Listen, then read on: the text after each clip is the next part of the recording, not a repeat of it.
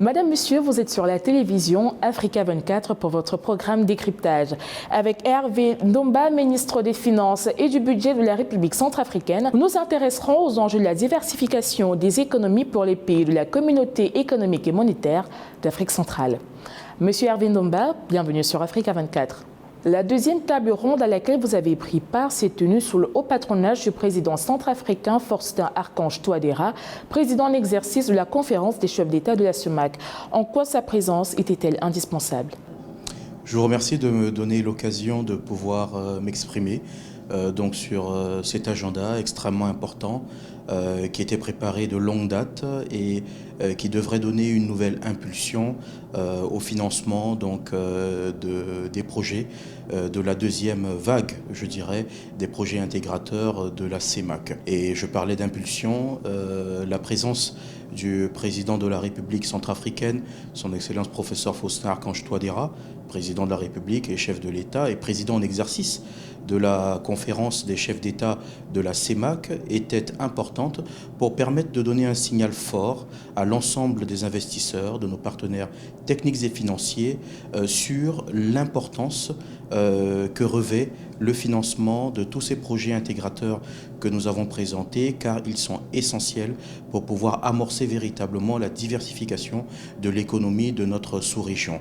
Le président Touadéra a pris le relais en tant que président en exercice de la conférence des chefs d'État en mars dernier, et donc il était important que dans son rôle, mandaté par ses pairs de la sous-région CEMAC, eh bien qu'il fasse le déplacement et qu'il passe le message. D'ailleurs, il a fait un discours d'ouverture qui a été extrêmement clair, qui a marqué les priorités de nos chefs d'État sur donc ces projets intégrateurs. La diversification de l'économie est primordiale dans l'intégration de la CEMAC. Quels sont selon vous les axes prioritaires de cette diversification et les étapes pour y parvenir?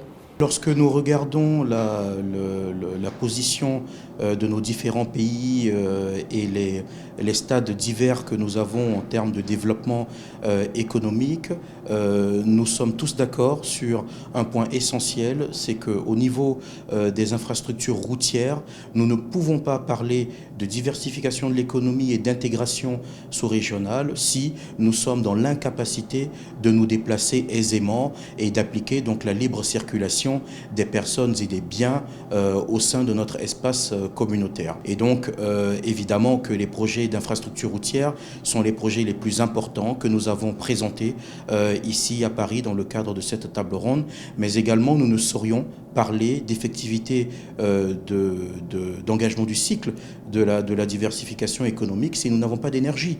Aujourd'hui, nous le savons, les capacités énergétiques au niveau de la sous-région CEMAC sont encore très faibles par rapport aux besoins que nous avons pour l'ensemble de nos populations, mais également pour nous permettre d'adresser les besoins énergétiques qui sont importants pour les industries. Et sans cela, nous ne pouvons pas adresser également les problématiques d'éducation, de santé, d'agriculture mécanisée et j'en passe. Donc pour nous, véritablement, les infrastructures routières, l'énergie sont deux éléments qui sont centraux et qui ont eu effectivement une place de choix lorsqu'on regarde leur répartition des financements dans la taille de l'enveloppe globale que nous avons mobilisée ici dans le cadre de cette table ronde. Mais également les problématiques de connectivité, réseau Internet. La communication est importante. Sans communication aujourd'hui, nous ne pouvons pas faire grand-chose. Et donc, autour de ces éléments principaux, il est clair que nous savons également que la sous-région CEMAC est une région qui abrite le deuxième poumon vert, vous le savez, après l'Amazonie.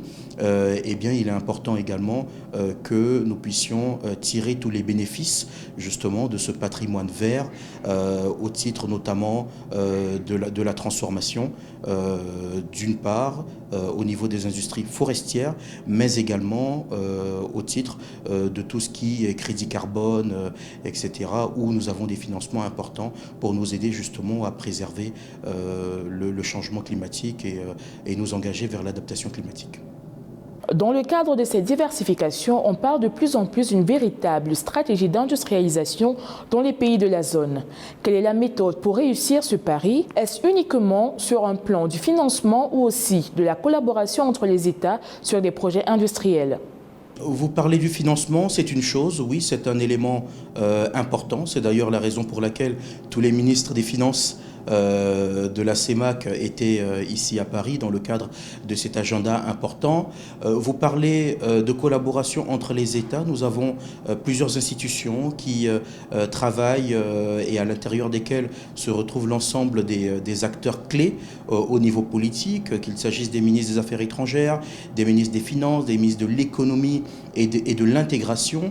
Et donc, il y a cette collaboration qui est très forte, qui existe et que nous poussons au sein donc des différents organes et institutions communautaires que nous avons. Et nous avons la commission de la CEMAC, qui est l'organe par excellence, je dirais, qui pousse cet agenda justement de l'intégration. Mais la diversification de notre économie au titre de l'industrialisation passe également et aussi surtout par le secteur privé. Le secteur privé que nous attendons, et nous avons passé un message fort ici. Nous souhaitons justement que le secteur privé s'intéresse de plus en plus aux projets d'industrialisation, car c'est à eux que revient justement cette lourde tâche, je dirais, de transformer les différents secteurs que nous avons, d'autant plus que nous avons fait la démonstration qu'il y a des rentabilités économiques qui sont extrêmement importantes. L'harmonisation du marché unique en zone CEMAC semble être aussi un levier de croissance important. À quel stade en êtes-vous dans l'harmonisation des politiques fiscales et financières entre les pays de la zone CEMAC pour réussir ce pari? De ce point de vue-là, il y a un certain nombre de politiques qui existent déjà, les politiques d'import-substitution, par exemple, pour ne parler que de cela, parce que nous le voyons très bien, nous avons un certain nombre de produits qui sont en excédent dans certains pays et en déficit dans d'autres. Donc il est important, effectivement, que la libre circulation puisse être effective pour nous permettre justement d'adresser ces questions.